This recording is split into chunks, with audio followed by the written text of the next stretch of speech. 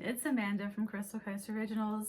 Before we get started on this video, I just wanted to thank everyone for all the comments that you guys left on my last video.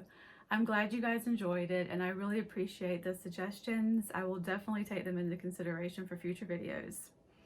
So for this video, you guys, I'm really excited about it. It's probably one of my favorite Dutch pours I've done in a very long time. It is a chaos Dutch pour, but it's a little bit different, and I will show you guys the finished results. As you can see, this part is similar to the usual chaos Dutch pour, but then I added this top part up here, and I'm really liking the negative space on this. I'm liking the flow and the movement. I also think it could look good in any direction. Usually I like these chaos Dutch pours vertical like this, but this one actually looks pretty good horizontal as well. So yeah, either way, I think it looks really good. This painting is for sale in my Etsy shop. If you guys are interested, I'll have a link in the description box like usual. And the other reason I really like this particular Dutch pour is because of the color choices.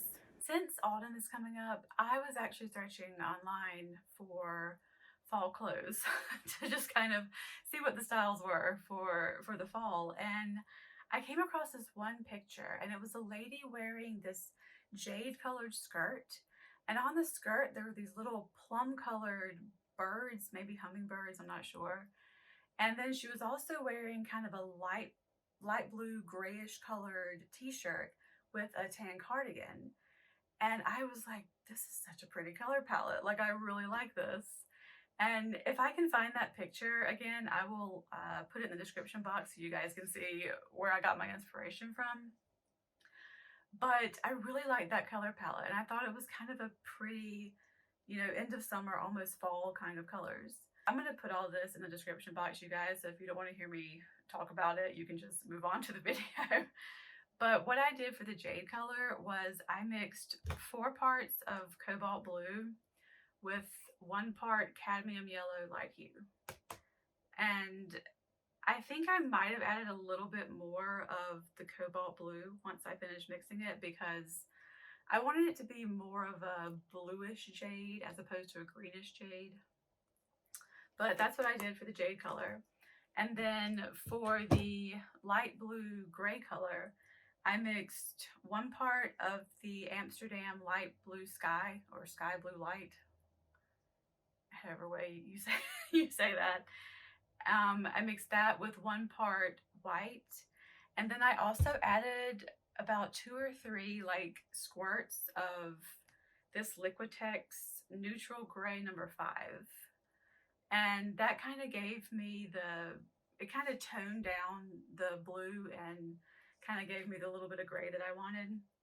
So that is what I did for those colors. If you don't have these colors at home, you can always use different shades. Instead of using Cobalt Blue, you could use Prussian or Primary. There's also many different shades of yellow. I remember when I first started doing fluid art, I would never mix colors. Like, I wouldn't even mix any colors with white. I don't know why, I guess I was scared. But now I love mixing colors, and there's nothing wrong with using the paint directly from the bottles. I mean, they still make beautiful pictures. But for me, I think mixing paint kind of allowed me to kind of expand my creative horizons. And I was kind of like, wow, there's so many possibilities that I could do. And I think it helps you grow as an artist. At least it did for me.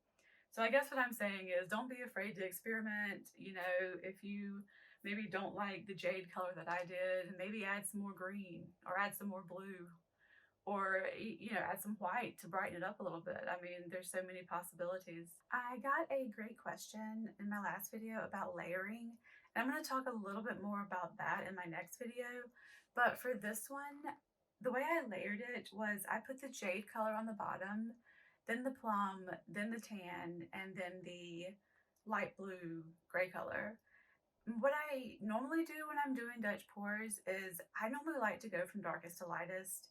That is just my personal preference. A lot of people do the opposite.